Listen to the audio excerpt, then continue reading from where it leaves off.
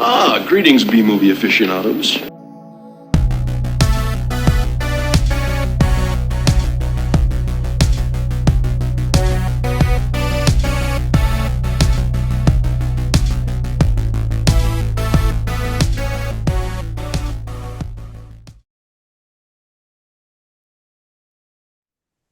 Hello, welcome to A Couple of Flicks. I am Tristan, I'm Nick. and today we are talking about a couple of flicks. Actually, it's I guess Adam Rifkin double feature. Mm-hmm.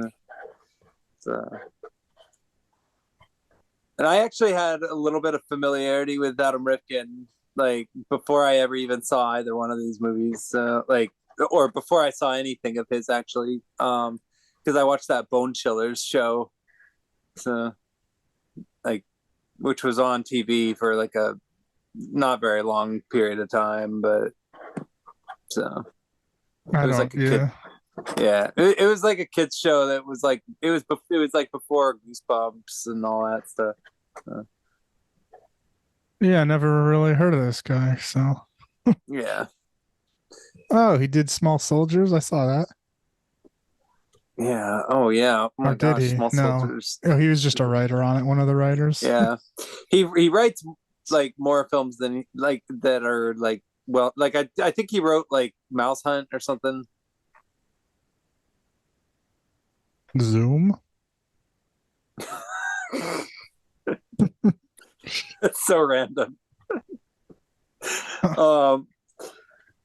But before we talk about his movies here, that we've decided to watch, was there anything you watched recently that you wanted to bring up? So. Not a whole lot. I just watched. I binged over like a couple days the show. What's The Bear? No, nice. Yeah. What was that? It's really it's on. It's like a show on FX. Yeah. I think you know what it is. It's like a cooking, not a cooking show, but a show about a cook chef that goes back to his home city, Chicago. Okay. After being having a good time, being well renowned. He got like a star in one of the a Michelin star in one of like the best cities in the world. And he goes home after some family troubles to take over his family beef roast, like a roast beef sandwich store in Chicago or restaurant. And it's good. Cool. Yeah, I mean, all I knew was that it involved food. So yeah, it's a restaurant dramedy. It's like cool, pretty funny, pretty dramatic. Nice. So yeah, hits all the good. FX puts out a lot of good stuff too. They have. Yeah. So there's a lot of drama that can come from a kitchen. So yeah. Or kitchen environments, or working in kitchens. Yeah. I'm surprised there's not more of those shows. Yeah. Yeah. Like there was that one movie did we do it for the show or did we just talk about it? That Boiling Point movie? We talked about it. We didn't do it for the show, but it was something that we've talked about a couple times. So I think it was brought up on one of the best lists. Okay. Yep. And it had a lot of felt like there was some because they did like a one take episode too or something with a lot of long takes, and it was real similar to that. Yeah. But I think it had hidden cuts and stuff. But, so that was interesting. Some similarities between the two, yeah. Always cool. Yep. Well, I didn't watch a whole lot, but I did finally watch Infinity Pool movie that everybody's been talking about. So. Nice. Yeah, I saw that, yeah. Yeah. Yeah, I mean, it took me a couple tries to actually sit through it, just because I kept on falling asleep. Because the opening parts, like the first part of it's kind of slow, Yep. Yeah. Like it's just like this guy on vacation, and there's like these dreamy camera angles that kind of swirl around, and I just felt like I was being lulled asleep each time I watched it. Like I was just being rocked like a baby, you know. And so like I kept on falling asleep at the beginning, but I finally managed to actually sit through the whole thing and stay awake. And I actually did end up liking it. It was actually pretty interesting. Definitely like a troubling idea to delve into, but I always enjoy the whole, like, whenever anybody explores the nepotism concept a little bit, like or not that, but like basically like coming into money, so like by default you are in these circles and stuff, and how to navigate that. Like it's always an interesting sort of thing to watch that kind of thing unfold, and this one was definitely surreal. Yeah, you know? Yeah. I really enjoyed the psychedelic orgy. That was really well done. I liked all the like all the dicks and stuff. It was great movie. I liked it, I'd say, more than Possessor. Possessor mostly just kind of pissed me off. Like I thought it was a cool idea, but then toward the end I just got angry because everybody was just acting dumb basically. So but this I liked a lot more, you know. Nice. Yeah, Mia Goth was really funny. Yeah, I loved Mia Goth in it.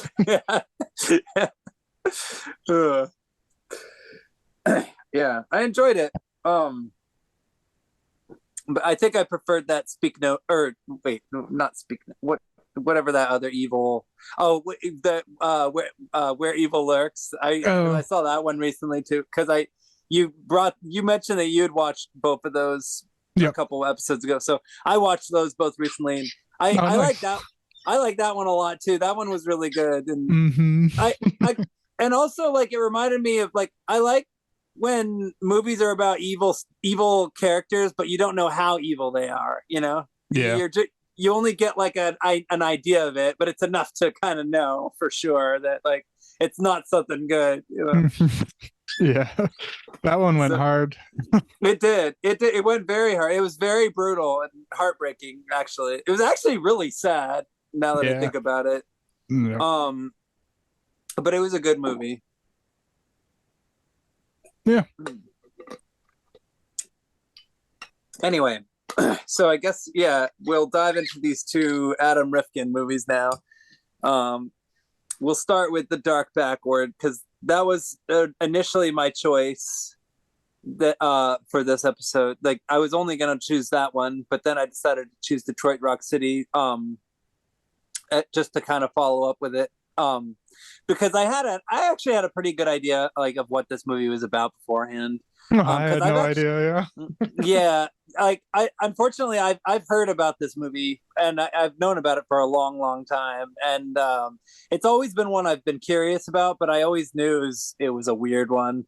And and it is one that I that I have thought about choosing for this show a few times, but I just wasn't sure because I knew it was going to be weird, and I felt bad choosing it. So it's like, Detroit Rock City, I know that one's enjoyable, so nice. I'll choose that one afterward. Nice. But I figured, I dive into the pool and watch the Dark Backward. So you didn't know anything about this movie beforehand? Nope. Okay. Nothing, yeah. All right. Well, I guess I gotta ask, like, what? Yeah. What were your? How did you react? It was bizarre. I was disturbed for sure. Yeah. I was like in the first few minutes, I was like, oh, it's one of these movies where it's just strange from the start. Like it was grimy. It felt like I had to take a shower after watching it. Like I just felt like it was so dirty. Like literally, like the streets were just covered in garbage in the movie. Oh yeah. There was like that one great shot of the trash men trying to put the trash in the dumpster or in the dump truck, and it kept falling out, and it didn't even matter because the streets were just covered in garbage anyway. This movie went a lot harder than I thought it would, and I knew it was going to be pretty rough too. So yeah, it was a tough watch. yeah. Yeah, I hesitate to even call it a comedy, although it does have jokes. Although they're not exactly good jokes. Although I guess that's kind of the point. Like this movie almost feels like kind of like a precursor a little bit to Joker. At least sort of like, I guess I can see that. Yeah, like not only in its world, but in sort of like the fact that it's about a failed comedian whose jokes like. So yeah, I actually thought that the jokes in the Joker that Joaquin Phoenix made were actually kind of funny, mainly because like the way he delivered them was so odd that I enjoyed them. So I know that I'm pretty open-minded when it comes to humor, but I have to admit, like Judd Nelson's jokes in this movie, like they really didn't make me laugh at all. No, they didn't make any sense. Yeah, they were like, I don't know, they just were way too abstract for me to even follow. Yeah. I like, so yeah, this movie, I guess, so it stars Judd Nelson, who I would actually say this is probably my favorite performance of his. I actually really liked him in this movie. And this isn't the first time we've talked about a Judd Nelson movie. You remember Steel with Shaq? Yeah. So which one was he in that? He was the bad guy. He was the dude who like did that thing with the elevator, like with the bomb or whatever, like where you like blew them up. Yeah. No, I wouldn't. He wasn't a very memorable bad guy, so I'm not surprised. But yeah, he has been on this show before. But here he is again, Judd Nelson, and he plays a pretty sweaty comedian. He kind of at the beginning of the movie he already kind of has a hunchback, and and he wears an oversized suit, which only makes him look just physically weirder. And the very basically the first shot of the movie is like a storybook opening, so it's meant to imply that it's kind of like supposed to be like a fairy tale, like an urban fairy tale. And then the next shot is him with these bug-eye glasses telling like on this microphone going like, I walked to the store and I bought something and it's just, I don't even remember what the joke was, but it was terrible. Yeah. It just was like not even, it was like somebody telling a story that had no point and it was just hard. And then like he says something that's like not even funny and everybody in the audience is like just looking at him like he's a madman, like he's a crazy person. And he's our hero. He's our main character. And believe it or not, he's actually probably one of the most normal characters in the whole movie. Yeah, because then you meet his, I guess, you could say friend, although he's kind of the type of friend where it's like with friends like these who needs enemies. Like, yeah, he was an asshole. Yep. Bill Paxton, who's also been on this show before. Although I can't remember if this was made pre or post Vagrant. Although I don't remember, but he basically plays his coworker because they play trash men, and or they don't play trash men. That's their job. Sorry. And so yeah, they like early on you already know that he's just a lunatic because he's at the comedy club and he's basically the only person in the whole movie who's constantly telling Judd Nelson's character that he's funny, which you could tell he's just an opportunist. He's lying to him and trying to get him to be more sort of like, I guess, like he basically wants something from him. It's clear that he's his only friend. He doesn't even want to he doesn't even care about the guy, and he's a loudmouth and he's annoying and gross, and he's always carrying an accordion. And early on in the movie, like I don't even know.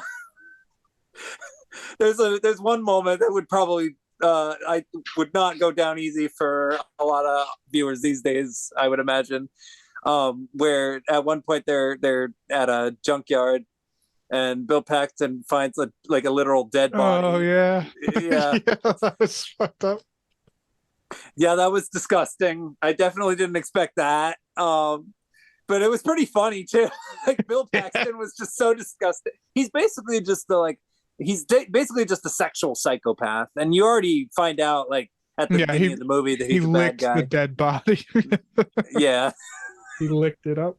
Yeah, he just starts I think he even steals like some jewelry off her ear and then keeps licking her like breasts and stuff. Mm-hmm. And then then he hears Judd Nelson coming, so he covers up the body. So he knows what he's doing is bad too. So it's not like he has that excuse.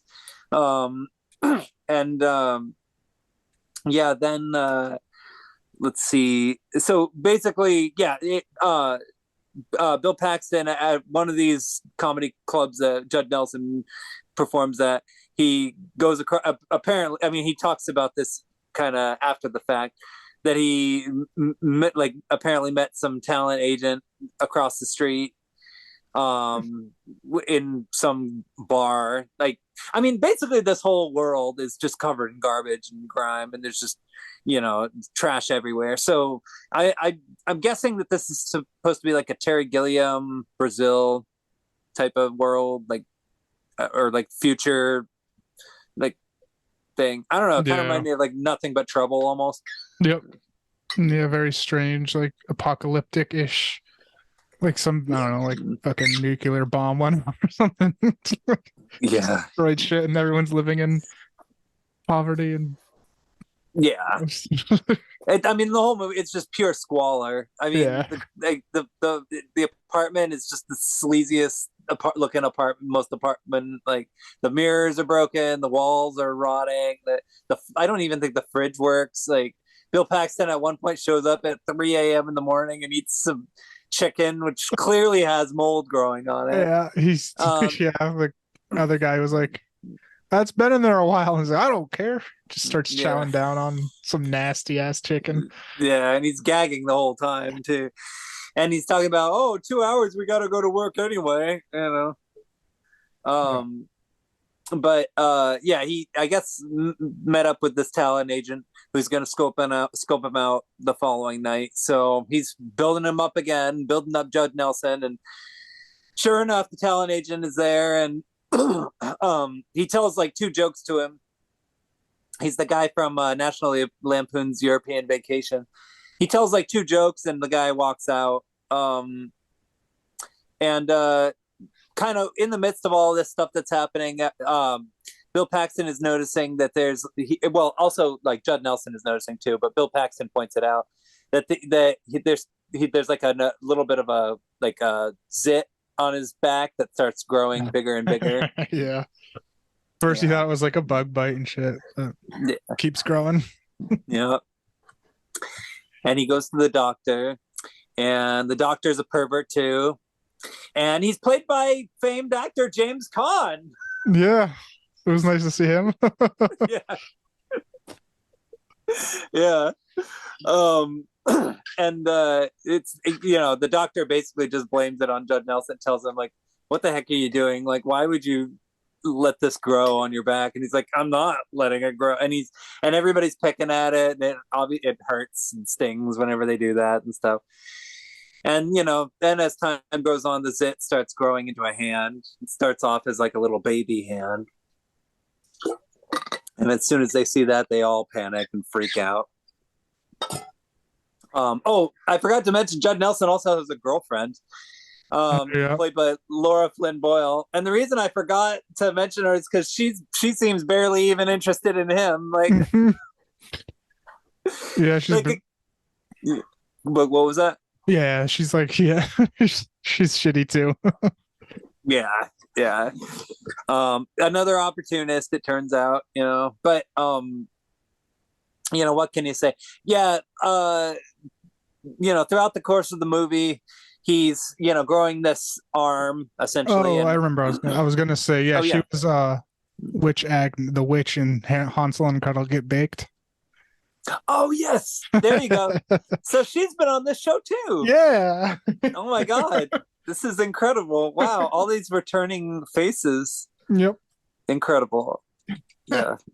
I love it when stuff like that happens. I didn't even realize she was in it. Like, funny shit. Yeah. And Rob Lowe's in this movie too. Yeah, that was a surprise. Yeah. Yeah, I think he's only in one scene, but I know I'm pretty sure he's been on this show before. I mean, I know we've seen something that he's been in. Was it The Love Guru or something? Was he in? Was he in? It might have been. I don't know. I'd have to look it up. I wouldn't be surprised if he was in that like Motorama movie. I mean, how many people were in that? But anyway, let's see here. So yeah, so Judd Nelson eventually grows like a full arm out of his back, and actually it's like not just a full arm. Yeah. It's an arm that's like bigger than both of his other arms. Yeah, and then when it's like just a little tiny arm or like a little nub, his girlfriend leaves him. Yeah. She's like super grossed out by it and shit. Oh yeah, she totally flees. She just acts like she had that he got like some kind of horrible like illness or something, you know. Mm-hmm. She treats him like he's like a leper or something crazy, and she just like runs out of the apartment. There's like a lot of the characters, like basically everybody in this movie panics whenever anything goes wrong and acts crazy. So definitely not the most stable group of characters we've seen on this show. Let's see. But yeah, I mean, eventually though, the talent agent does admit that he's always wanted to have a 3-armed performer, which is a strangely odd thing to. Yeah, they go back to him to try now that they have 3 arms, and they interrupt like the performers he's like interviewing or whatever is like some lady that's playing a human xylophone, and it's just a bunch of little people. Yeah. That was crazy. That was insane. Yeah.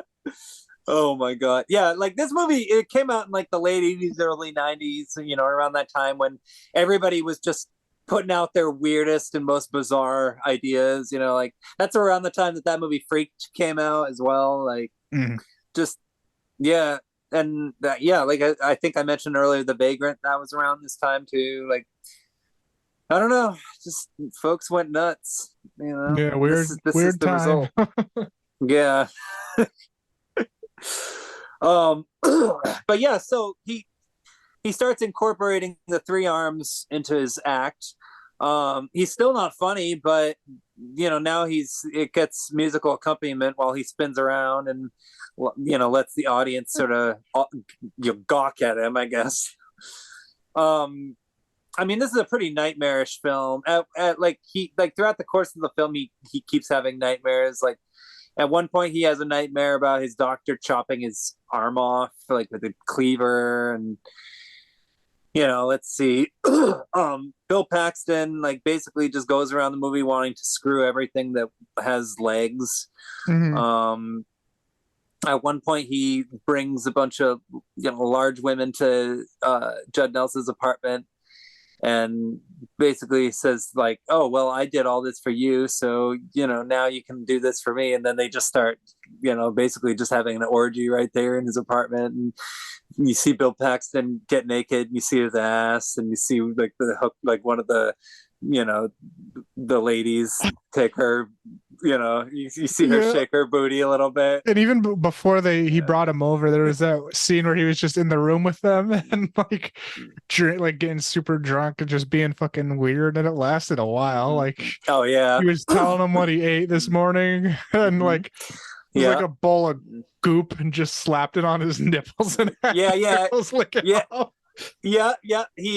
asked them if they had ever tried motor oil mixed with dog food, and they said no. So he gave it to them, and he let them lick it off his nipples.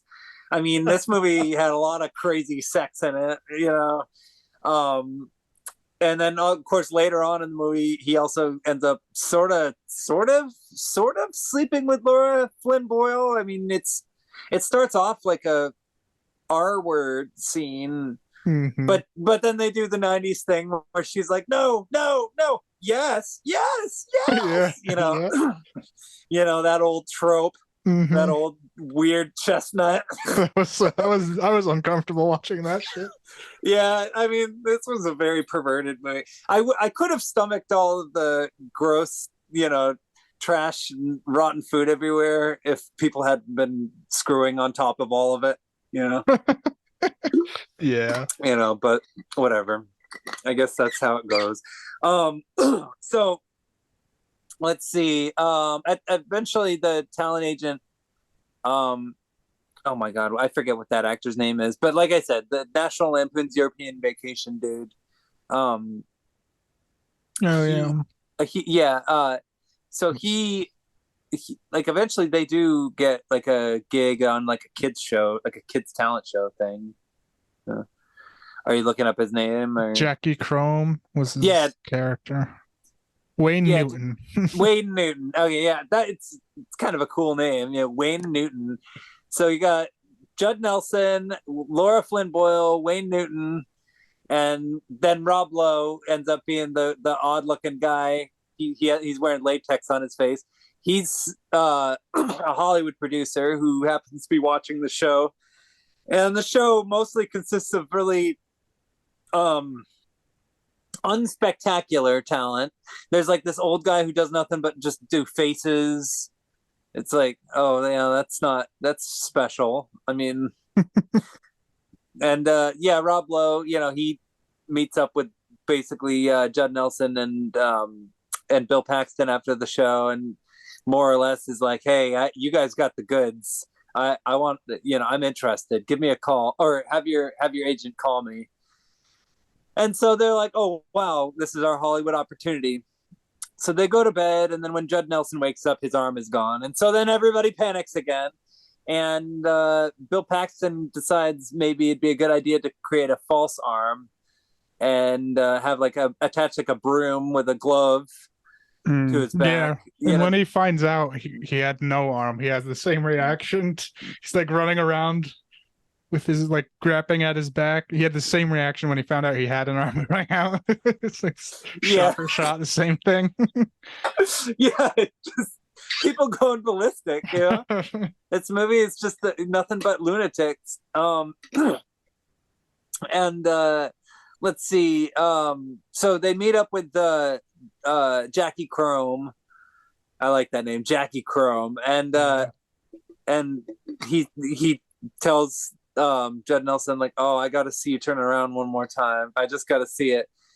And he does it, but they try to distract him with other shit, to try to, make sure that he doesn't notice that it's not a fake arm. But eventually he does notice, because he spins around so fast that the broom literally just flies out of the sleeve and hits something, breaks something on the wall, Yeah. And this whole time too, he has like a drawn-on mustache. Yeah, you totally tell. Like even between shots, it's different and shit. And he calls up the Hollywood talent agent because they're about to go to Hollywood, and he like puts his hand in his face because he doesn't want to tell him the truth. But like when he takes it down, like he just wiped his mustache off.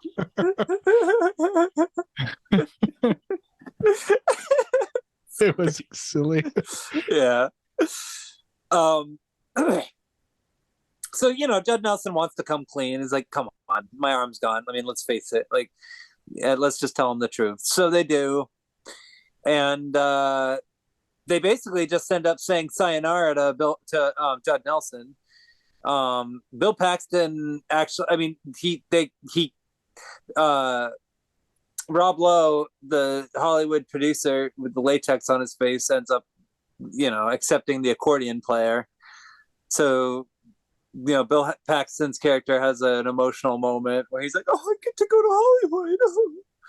So he leaves. And like earlier, Rob Lowe only was interested in the 3-armed dude, and but Judd Nelson went to bat. Was like, no, I'm not going without my friend.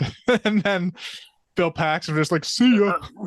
Yeah, he doesn't give a crap. He leaves Judd Nelson in the dust. Yeah, and Laura, and Laura Flynn Boyle's AWOL. He calls her up, answering machine. She's gone.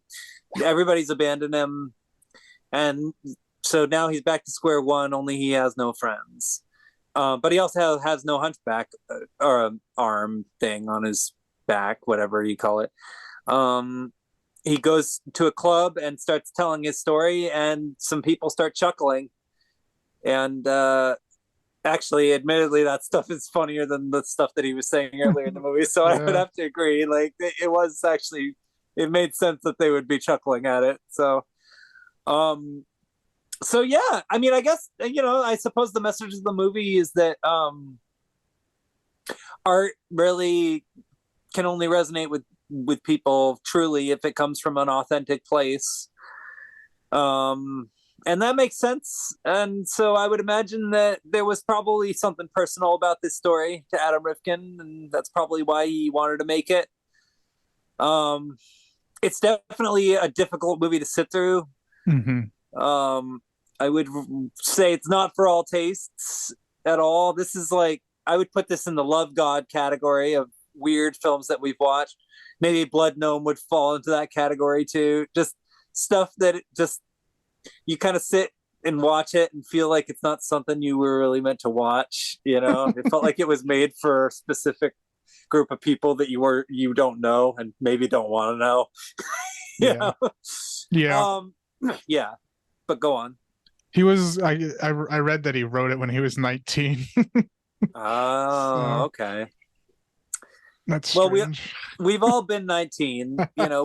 We've all been 19. We all went through periods where we were into the dark stuff, and some of us probably still have a passing interest in that kind of stuff, but I would imagine that at 19, 20, 21, a lot of us wanted to make crazy, weird horror movies and splatter films and stuff. This kind of reminded me of like Joker meets Basket Case a little bit, Yeah. It's definitely a perverse type of movie, not for all tastes. I enjoyed it overall, surprisingly, even though it was a little weird. I did chuckle though quite a bit, just mostly because of how peculiar a lot of it was. Like I kind of chuckled in spite of myself. It was more of that type of movie. So yeah, I ended up kind of getting a kick out of it. Just because of how odd it was.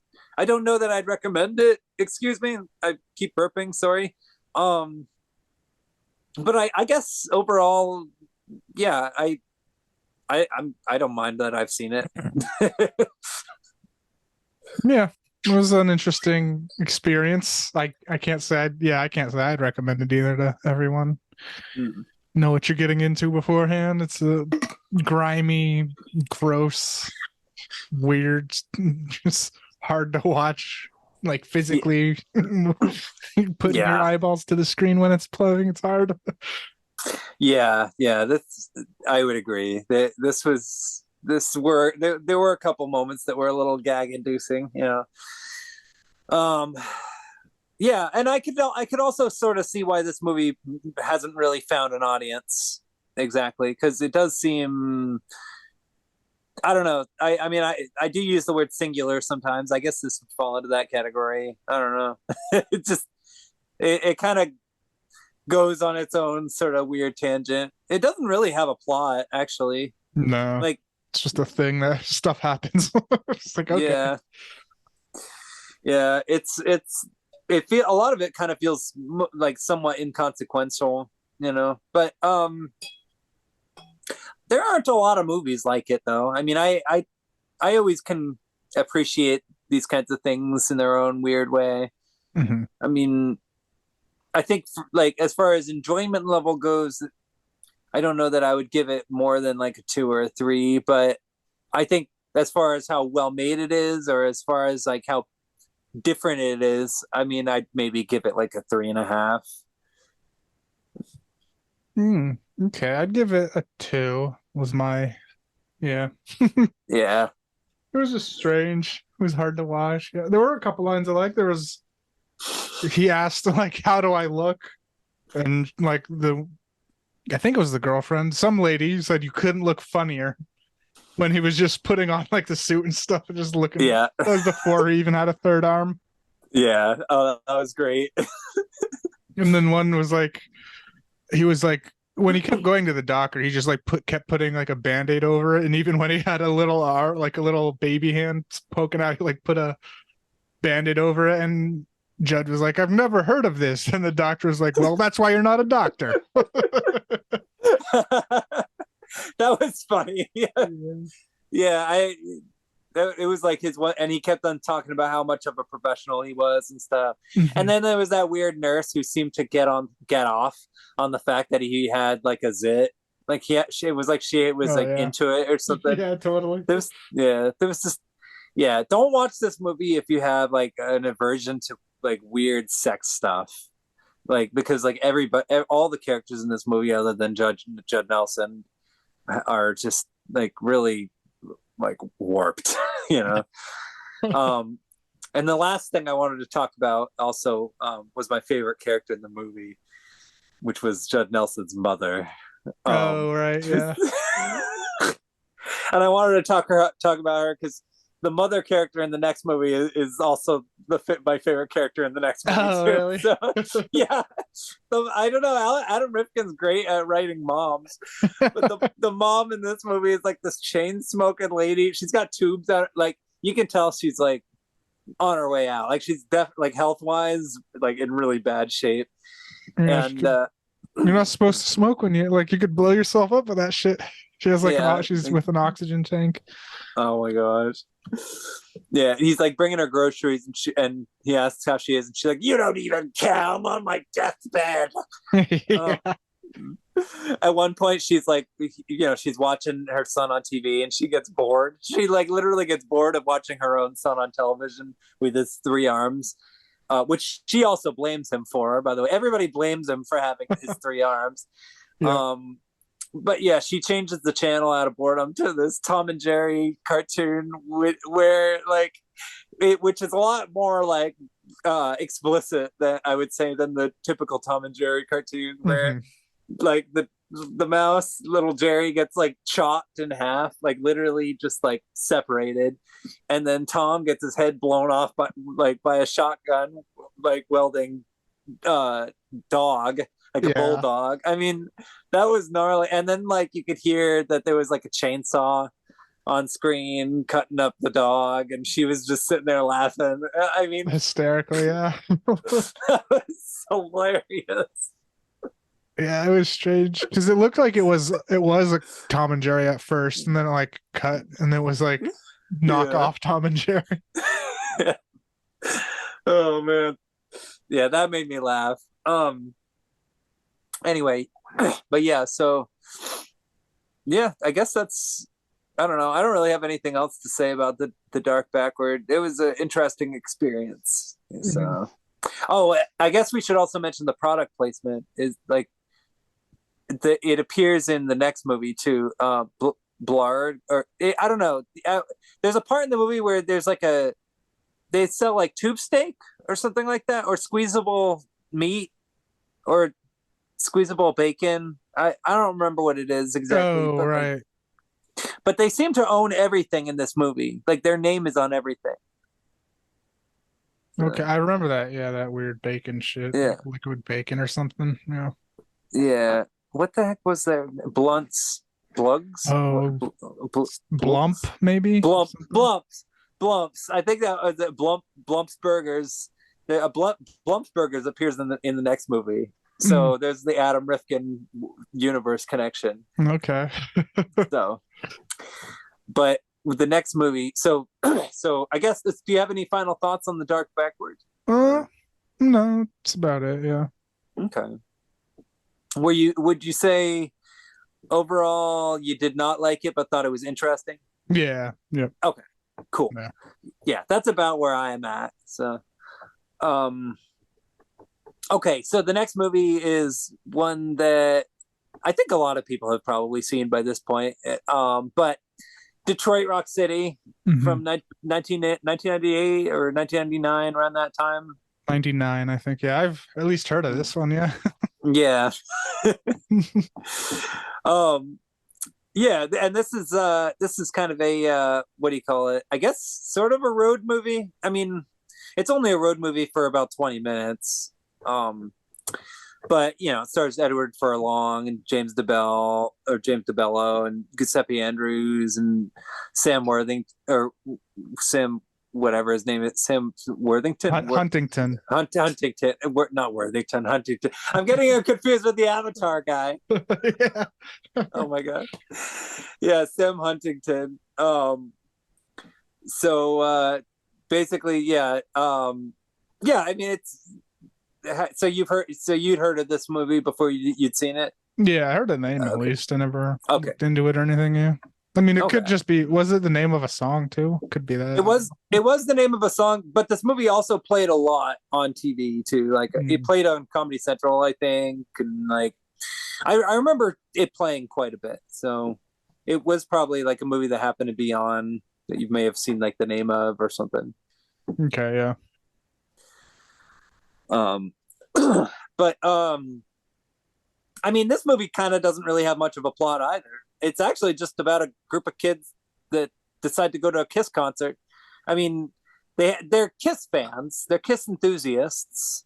At the very beginning of the movie, they're jamming out, doing their Kiss like imitation, like how like a lot of young people are. They like to think about being rock stars, and yeah, it takes place in the 70s too, like late 70s, 78, yeah. I think. Yep, late 70s, so you get a good soundtrack, you get some Blue Oyster Cult. I was worried because I thought it was going to be like Kiss heavy or like metal heavy, but it had a bunch of good classic rock songs in it. Yeah, that's the thing I was happy about too, because I'm not a Kiss fan. No, I don't like them. Yeah, I just it doesn't really sound like rock music. Actually, it kind of sounds in some ways more like disco. Like that's the funny. How dare you? Yeah. Oh man, all the Kiss fans are gonna hate me for that. Yeah. Yeah. Oh great. But I actually do enjoy this movie quite a bit though. I liked it, yeah. Yeah. So yeah, it was actually pretty funny. Yeah. It's actually funnier than I remembered it being. Like I didn't remember laughing as much then as I did this time. So yeah. I laughed out quite a bit. Yeah. Yeah. Yeah. So yeah, they're jamming out in their basement. Meanwhile, Lynn Shay, she's like this kind of Christian type, or what do you call it? Like a Bible thumping, like type of church going lady who, she sits down in her chair and puts on the Carpenters just to try and chill out and relax. And instead it's Kiss. And so she's of course not happy. She gets all freaked out. She like hits the record on the side until the CD stop until the record stops, and takes the record to whichever friend's house are they at? Tripp's house, or I forget which house they're at, but yeah.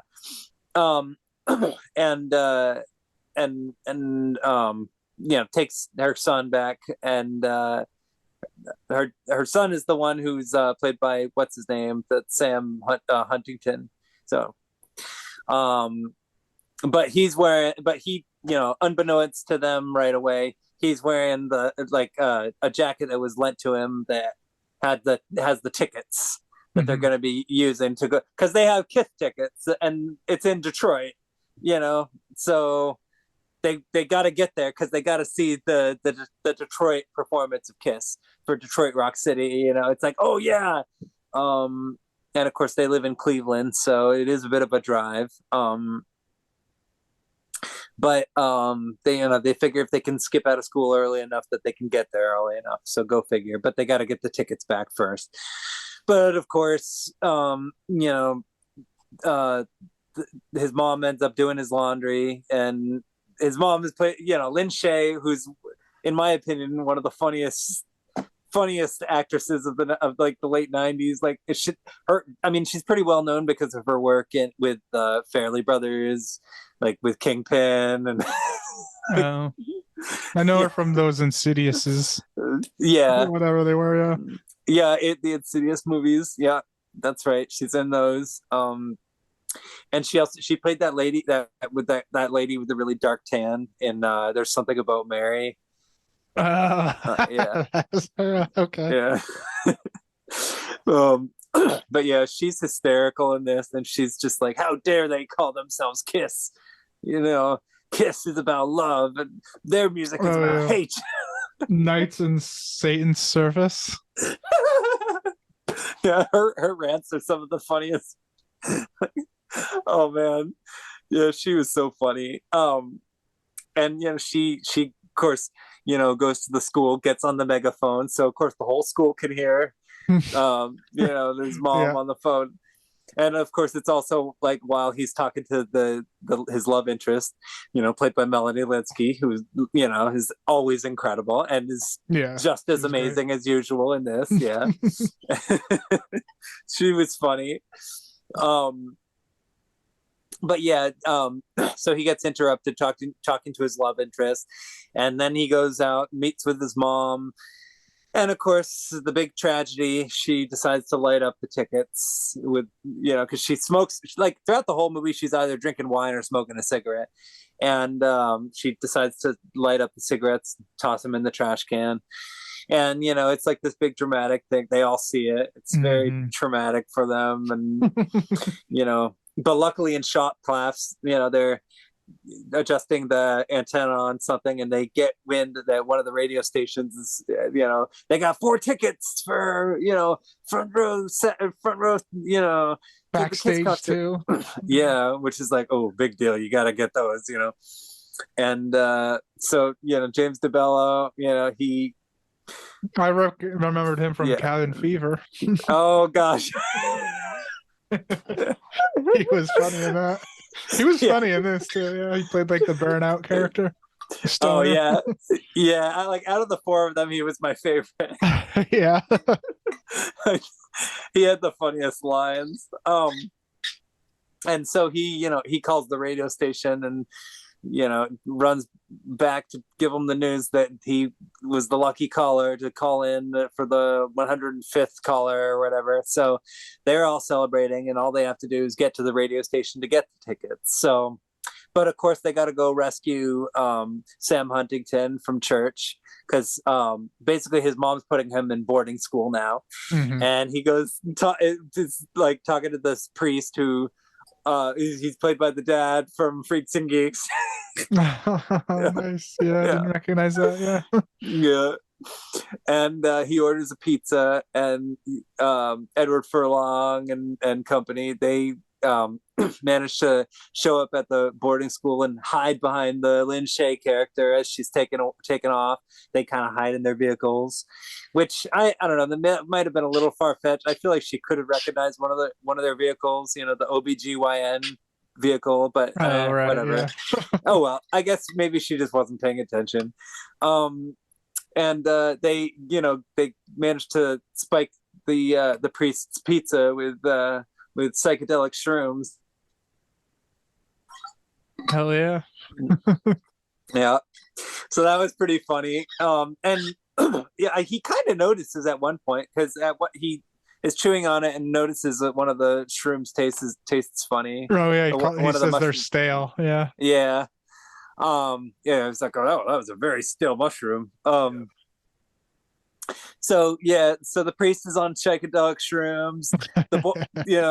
The boys show up. They save Sam Huntington, and then they get on their way. They end up encountering a car full of folks. The main guy, played by the Nick Scotty fella, who I knew somebody a few years ago, like maybe like 15 years ago, who was obsessed with that actor. So which I don't know why, because I've always found him kind of annoying, but whatever. Anyway, he's the guy in the front seat listening to the disco music and jamming along, and he's the guy who's like, cool in the gang, now that's real music.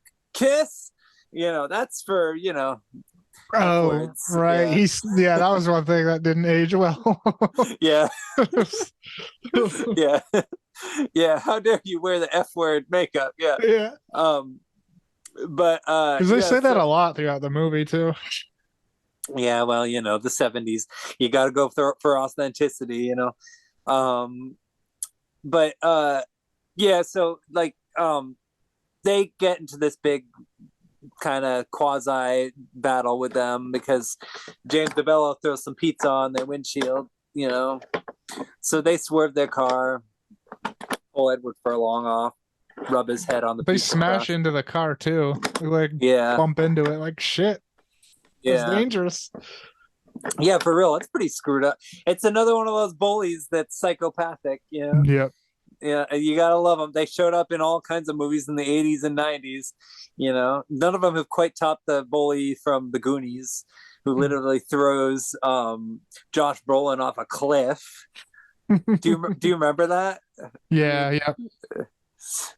It's insane. Yeah, I don't think Crazy, it gets dude. worse than that. Like, that's like attempted murder. Yeah. But anyway, so regardless, they do end up taking the guys out more or less. At one point he puts a brick, like a cinder block on their on what do you call, on their pedal, and the car goes driving into the swamp. Yep. They I don't know, tie him up around a guardrail and stuff. Yeah. This is after he destroys their music. And I think this is around the time because Natasha Leone, yeah, is with I always forget her last name, but yeah, the girl from American Pie and all those movies. Orange is the New Black. Orange is the New Black. She I think around the time that they destroy their 8-track is around the time she leaves. But I forget exactly what happens, but they wake up and they've got Kiss makeup on. So anyway, so then they are driving down the road and they see her, and you got that bit where what's his name, Sam Huntington is like, oh, we got to pick her up, please. I mean, they make horror movies about this kind of thing, and James DeBell's like, he's like, oh, but they make porno movies that start off like that too. Yeah, that's funny. Yeah. So they just pick her up. Yeah. Yeah, they pick her up. That's what made the decision. Yeah, and they pick her up. They have kind of a weird sort of dispute because she's a big disco fan and they're big metal fans, or at least 70s metal. And then in the end, they end up kind of chilling out and getting stoned together, so it doesn't even matter. And then, eventually they make it to Detroit. They go to the radio station. They manage to park the car in a pretty convenient spot. A little too convenient, it turns out. Mm-hmm. Right out front, yeah. Yeah. But they park the OBGYN car. And it's called that, by the way, because Giuseppe Andrews' character's mom is a OBGYN. So, and they what do they say? They call his mom the D word, So yeah. He's like, just because my mom is a OBGYN doesn't mean she's a lesbian. Giuseppe Andrews. I love his voice. He was in Cabin Fever too. Yep. He played Deputy Winston, the guy who pauses the movie. Oh yeah, you're here to party, man. Yeah. But they show up at the radio station. Turns out though that James DeBello ended up getting a little too overzealous when he correctly answered the trivia question as to what the 4 members of the band Kiss names were, and he ended up hanging up before they could get his information. So they ended up having to give the tickets to the next 4 lucky callers, so they missed out on the Kiss tickets. So then they're SOL, so to speak, and they only have a couple hours to get tickets, and unfortunately Giuseppe Andrews car's missing, so it's been stolen. So they got that to deal with too. And at this point in the movie, they end up splitting up. And I actually thought this part of the movie was the best part of the movie.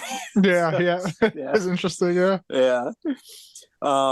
Let's see. So they all kind of have different strategies. Giuseppe Andrews thinks it might be a smart idea to maybe try to sneak in,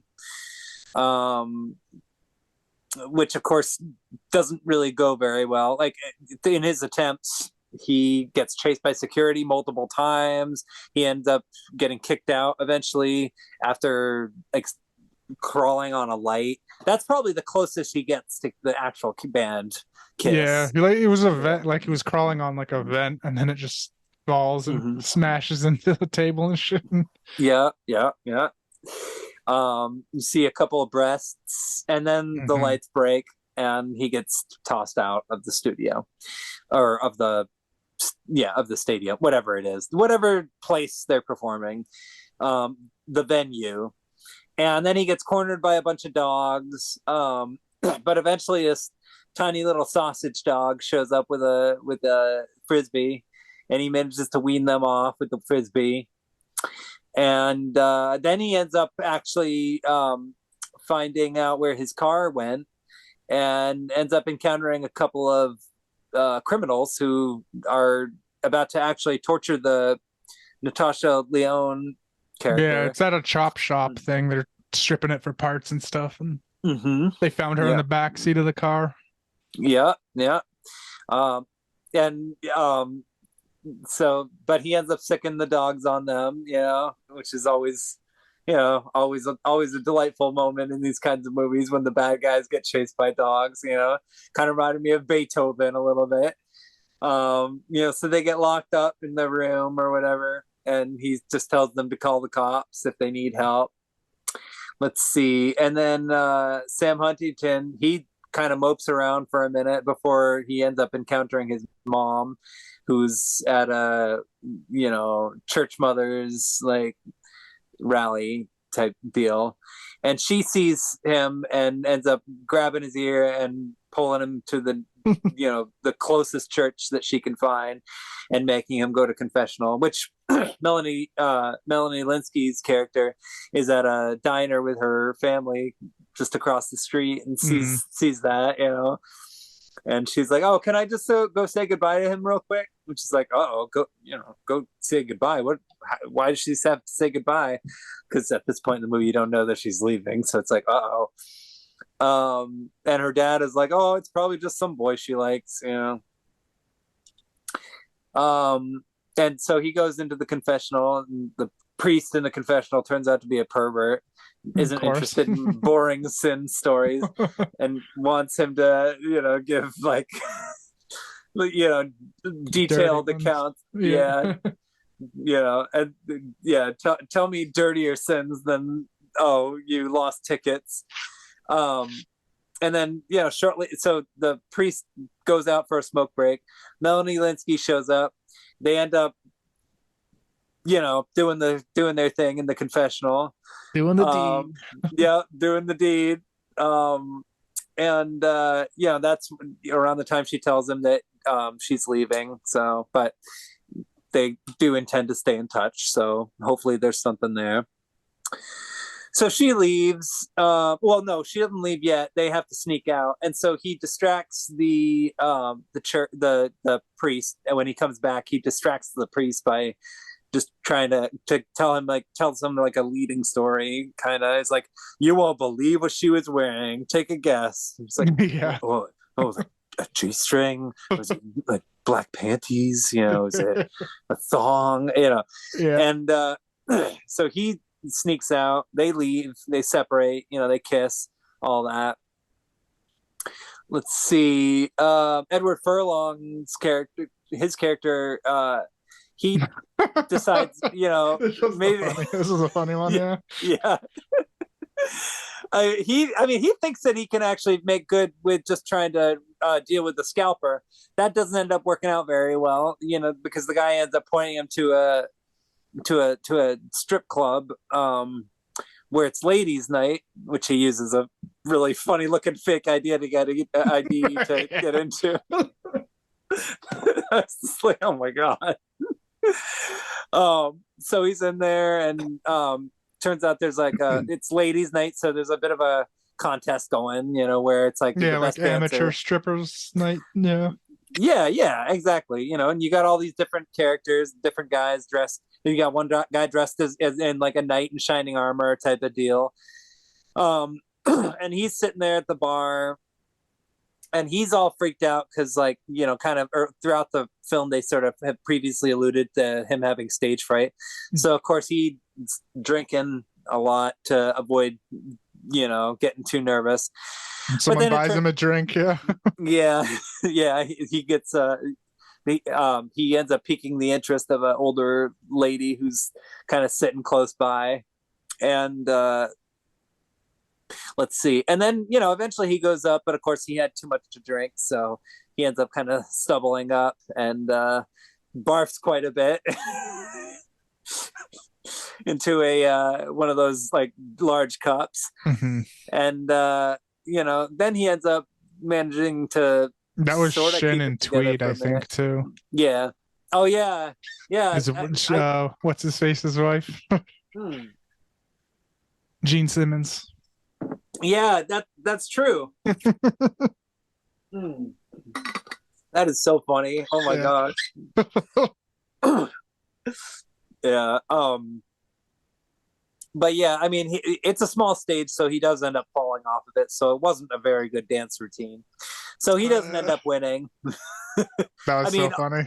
Yeah. I mean, it also barfing, yeah.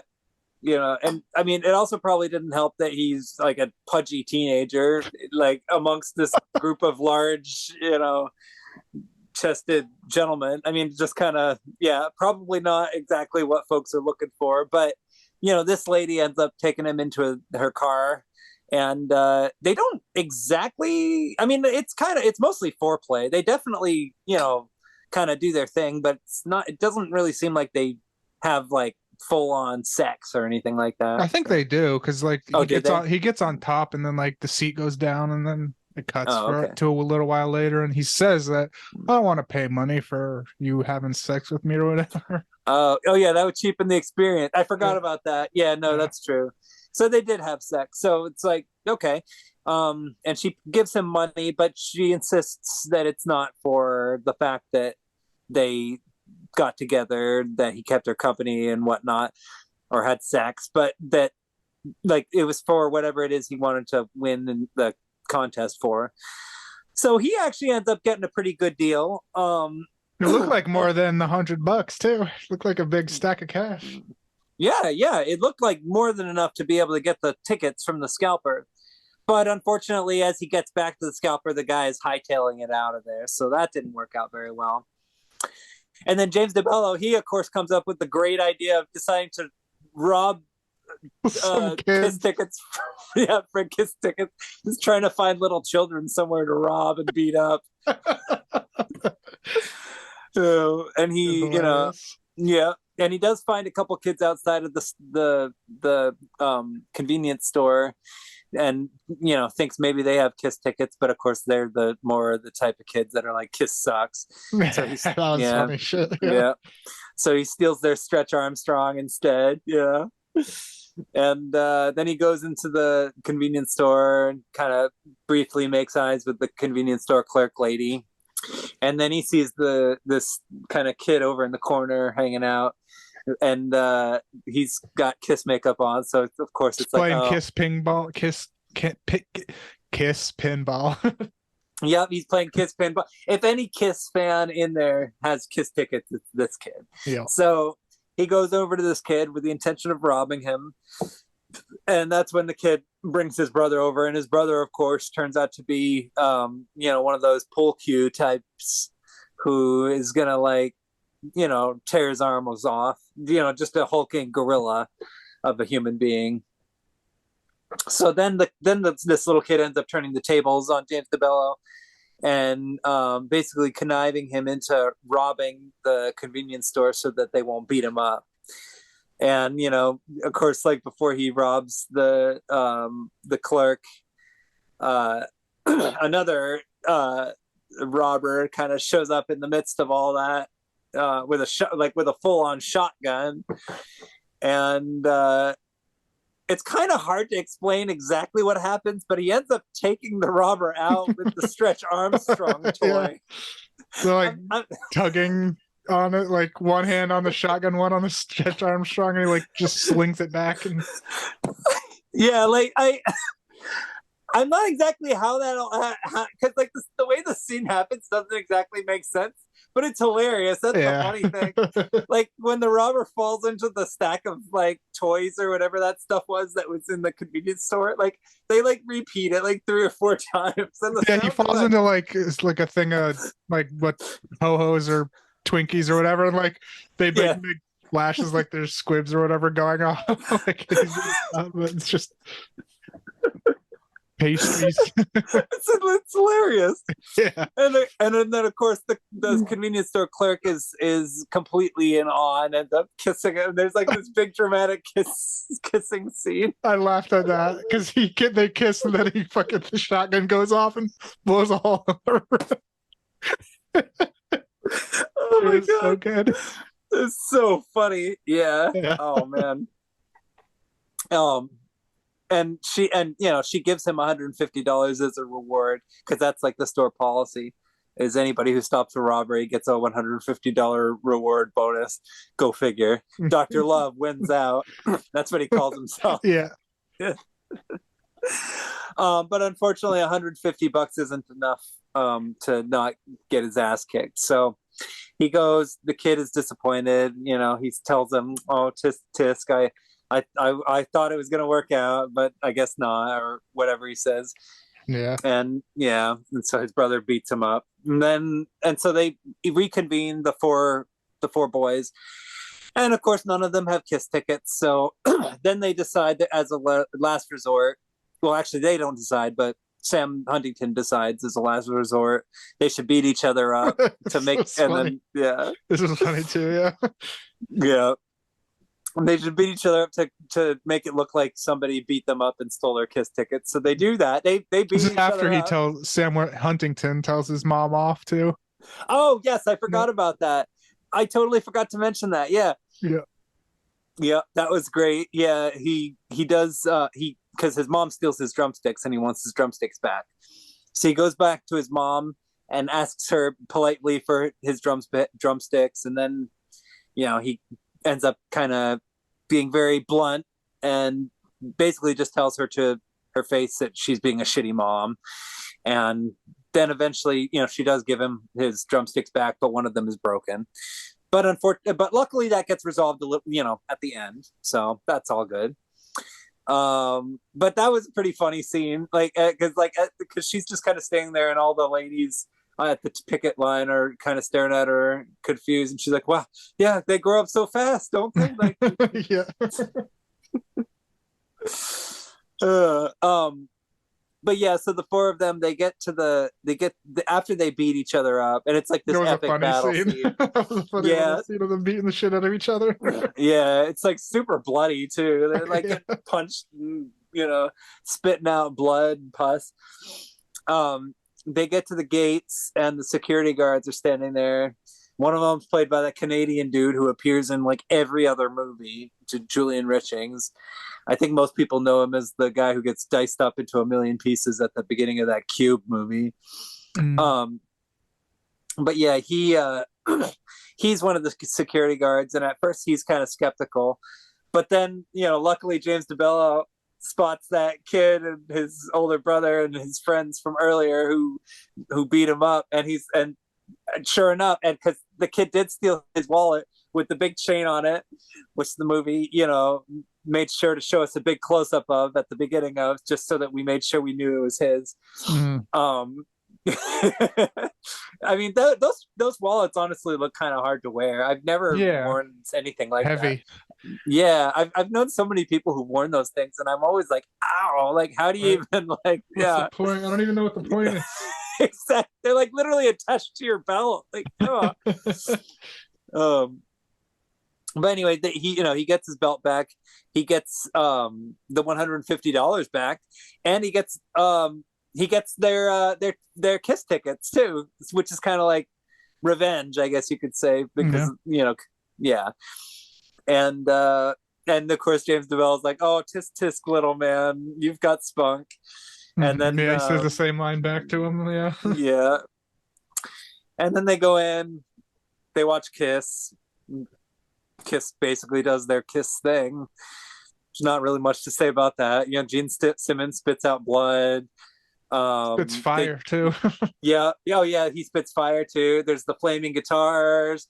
There's a part where the Peter Criss dude throws his drumstick and Sam Huntington grabs it so he gets his replacement drumstick. And Peter Criss is like, "Oh, you got it!" And it's like this big triumphant moment. And then the movie just kind of happily ends, kind of like a fairy tale, kind of like the previous movie in a way. Yeah. Except I would say this was a much more upbeat experience. Yeah, this one was fun.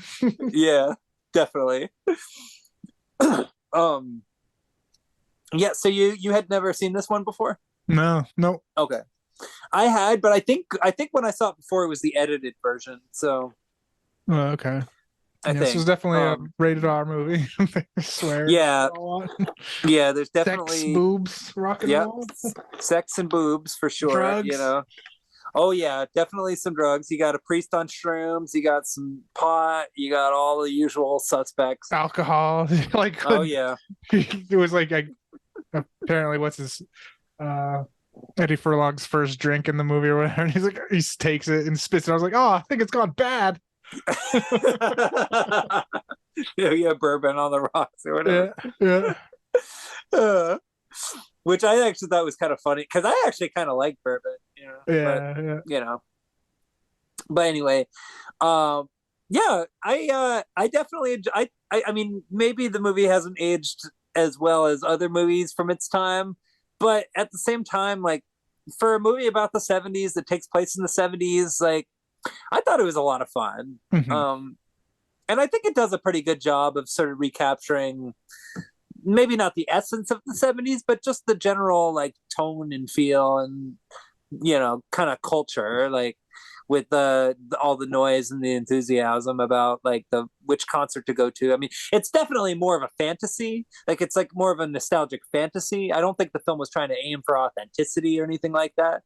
But even so, like it was, I still think it's pretty fun. So yeah, I enjoyed it because I like that era. I wish I was born in that era instead of this one. Like, and the music was good besides the kiss. Yeah. Ironically. Yeah. Like a lot of the song, I forget like exactly the whole song list, but like a lot of it matched what they were doing, like the scenes really well. And there was that one scene, I forget what song was playing though. I think it was like when they were getting chased by the security guard at school or whatever, the Elvis Wolverine looking guy. Oh yeah. Okay, I'm trying to remember because that was like kind of early on in the movie. Yeah. The movie really did have a great soundtrack. But I think and also I feel like as far as like the number of songs too, like I mean, you mentioned how they always kind of fit with whatever scene was going on, but I felt like there was like a good variety too. Like it wasn't just like specific rock songs, but there was also like a lot of like upbeat kinds of and even the disco songs that they played were pretty good songs. So yeah, and I did like that scene too. That when they got chased in the girls' bathroom. Oh yeah, I forgot about that. Yeah, they were standing on the toilet while the girl walked in and started like taking a piss, and then she started farting. Yeah, it's like, oh, I've never heard a girl blow ass before. And then it just like the toilet collapses and they knock the entire stalls over. Oh yeah, and like dominoes. Slam and she's screaming. Ah! And the water's spraying everywhere. Oh my god. Oh yeah, that was great. Yeah, I'm cheating. I'm looking up the Detroit Rock City soundtrack. Okay. Oh, they had Radar Love too, and I think that was when they were getting chased or whatever by those Oh, bullies, yeah. or in not the chased by the bullies, but in the car, the car scene. That's a good car driving song, I always thought. Yeah. Um, yeah, I really enjoyed this movie quite a bit. And yeah, it was definitely a fun one to revisit. Oh, they I played Jailbreak when they were. I remember that Yeah. one too when they were breaking him out of the school. Yeah, that Cheap Trick. I think what I forget when that one Pantera song played, the Cat Scratch Fever, but I remember they played that early on in the movie. And then also like when there was that one part when they show up in Detroit and Rebel Rebel by David Bowie was playing, like Mm. that was so like cool the way that was shot. Like, yeah. Yeah, I would probably give this movie probably like a 4, like a 3.5 to a 4. So Yeah, that's what I was thinking too. It's really funny. Yeah. yeah, yeah, definitely like one of the, I guess, like probably one of the more entertaining stoner comedies of the '90s. Like I like that. I actually thought this was funnier than Half Baked. Oh yeah. Yeah, and I like Half Baked. I think that one's pretty funny too. But this one I had more moments in it that made me like actually laugh. Yeah. So Yeah. where That's good. yeah, yeah. Yeah. Anyway, can you think of anything else you want to say about Detroit Rock City? Um.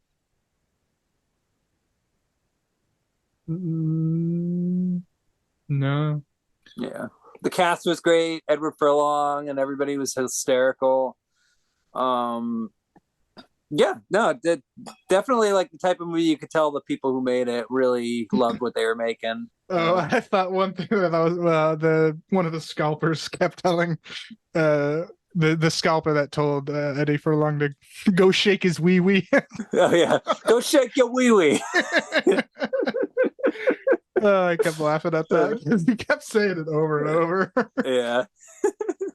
Oh, Ron Jeremy was also the made it a He was, yeah. cameo in that. He was the stripper like MC or whatever. He said something about Edward Furlong's. He said, "Don't call him an eagle because he's only a sparrow," or something like that. Oh yeah, made fun Yeah. of his. Yeah. Oh man, yeah. I always enjoy movies that have like a good vibe to them, like this. You know. Yeah. Yeah, it was good. Yeah. And I guess that would conclude our Adam Rifkin double feature. He's made a number of really interesting movies. One I actually thought was pretty cool was Look. Have you ever heard of that one? No. Look. Okay. Look, yeah. It got made into a TV series, I think, although I never saw the TV series. But the movie though that he made was, I remember, being pretty interesting. I saw that one when I lived back in Lawrence.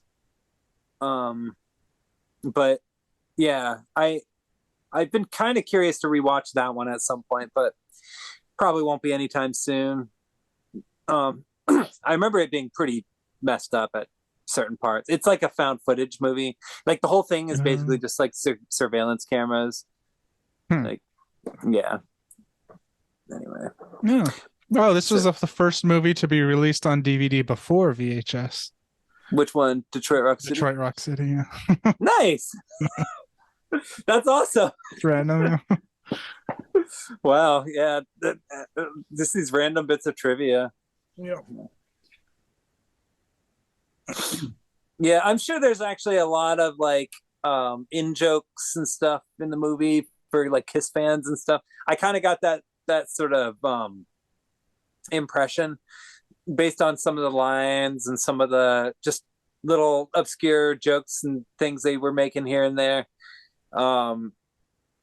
But yeah, honestly, this movie is so well made that like even non-Kiss fans can enjoy it. So there you go. Yeah. I don't like Kiss and I liked it, yeah. Yeah. Neither of us like Kiss, but we both say that this is a must-see comedy. So there you go. Mm-hmm. All right. So I guess now that we're done talking about those, it's time for you to choose what we are going to talk about on the next episode. Okay, yeah. I randomly Googled some movies and I chose Furry Vengeance. All right. 2010 comedy slash family. I don't really know, but it has Brendan Fraser in it. Oh, nice. All right. We'll see. Cool. Is it a kids movie? It says comedy slash family, so I think so. All right. I might try to convince my niece to watch it. So, Okay, nice. so we'll see if she has any opinions that I can share. Nice, yeah, that'd be cool. Yeah. All right, cool. Well, until then, I hope you both, or I hope you both. I hope that we both, first of all, have a good night. But I Yes. also hope everybody else has a good night too. Yeah. All right. Goodbye. Have a good one.